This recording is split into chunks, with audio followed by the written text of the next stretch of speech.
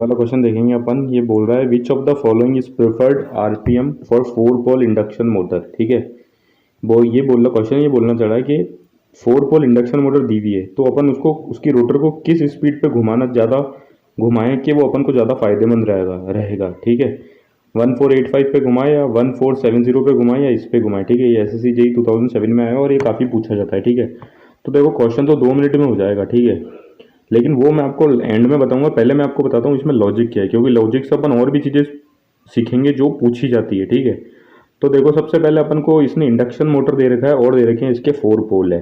तो आपको ये फॉर्मूला याद होगा, सिंक्रोनस स्पीड का formula 120 into F upon P, मतलब 120 into frequency upon number of pole. इससे अपन कैलकुलेट कर सकते हैं सिंक्रोनस स्पीड। ठीक है, तो ये क्वेश्चन खुद अपने आप में बनता है। ठीक है, तो अपन देखो इसकी सिंक्रोनस स्पीड कैलकुलेट करते हैं। फ्रीक्वेंसी अपन को इंडिया में है तो अपन को पता है 50 हर्ट्ज, बताने की जरूरत है ही नहीं। नंबर ऑफ पोल्स अपन को 4 दे रखा है, तो अपन ने कैलकुलेट कर लिया तो 1500 आरपीएम आ गया। ठीक है, 1500 आरपीएम अपनी सिंक्रोनस स्पीड निकल के आ गई। ठीक है, अब देखो क्वेश्चन का लॉजिक यहाँ से स्टार्ट होता है। देखो जो डेवलप्ड पावर होती है, ठीक है, इंडक्शन मोटर में, ठीक है, वो होती है 1 - S into air gap power. ये एस यहाँ पे है स्लिप। ठीक है, तो ये फॉर्मूला भी आपको याद रखना है। ठीक है, इस पर भी काफ़ी क्वेश्चन आते हैं। ठीक है, अब देखो ये डेवलप्ड पावर मैक्सिमम कब होगी, आप खुद सोचो यहाँ से। जब ये स्लिप है ना, ये इसकी वैल्यू मिनिमम होगी। मान लो देखो स्लिप की वैल्यू अगर 0 होती तो 1 - 0 इंटू एयर गैप। ठीक है, तो 1 - 0 कितना हो जाता, 1।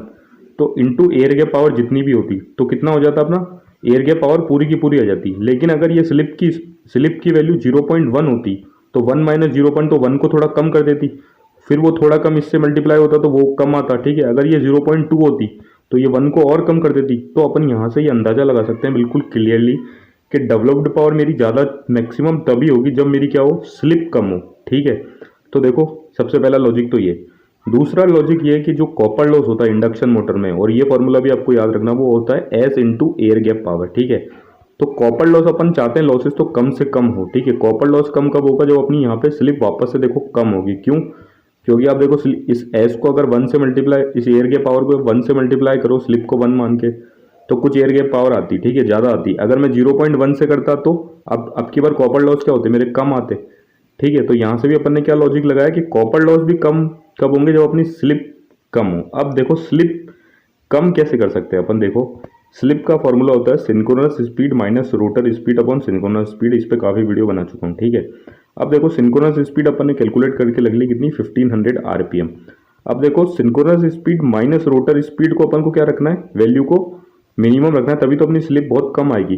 तो अपन को इन दोनों वैल्यू को बहुत नज़दीक की रखनी है। ठीक है, तभी अपनी स्लिप की वैल्यू कम आएगी। मान लो इसकी वैल्यू 200 होती और इसकी वैल्यू अपन 150 रखते तो 50 का अंतर आ जाता। अगर मान लो इसकी वैल्यू वापस से 200 होती और इसकी वैल्यू को अपन 170 रख लेते, ठीक है, तो अब क्या अपना अंतर 30 का जाता। अब मैं रोटर की स्पीड को और बढ़ा देता हूँ, कितना करता हूँ, 180, तो अंतर अपना 20 का जाता। मतलब रोटर की स्पीड को जितना मैं सिंक्रोनस स्पीड के पास की रख रहा हूँ, अपनी स्लिप उतनी कम होती जा रही है। ठीक है, और सिंक्रोनस स्पीड अपन ने पहले ही स्टेप में कैलकुलेट कर ली थी कितनी, 1500 आरपीएम, 1500 आरपीएम। तो इसके पास की जो स्पीड थी रोटर स्पीड, वो ऑप्शन में दे रखी थी 1485 आरपीएम।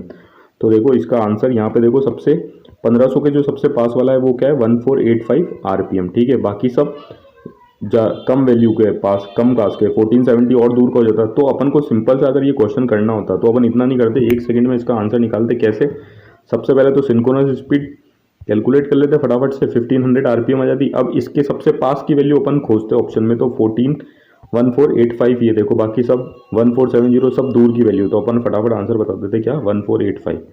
तो ये इसका आंसर है। काफ़ी कंपटीशन एग्जाम में पूछा जाता है। और बाकी आप ये वाले फॉर्मूले भी याद रखना, ये दोनों फॉर्मूले प्लस ये वाला फॉर्मूला तो सभी को याद ही होगा, तो आप और भी क्वेश्चन कर सकते हो। और तीसरा फॉर्मूला ये स्लिप वाला, ठीक है, स्लिप कैलकुलेट करने के लिए भी आती है। Thank you.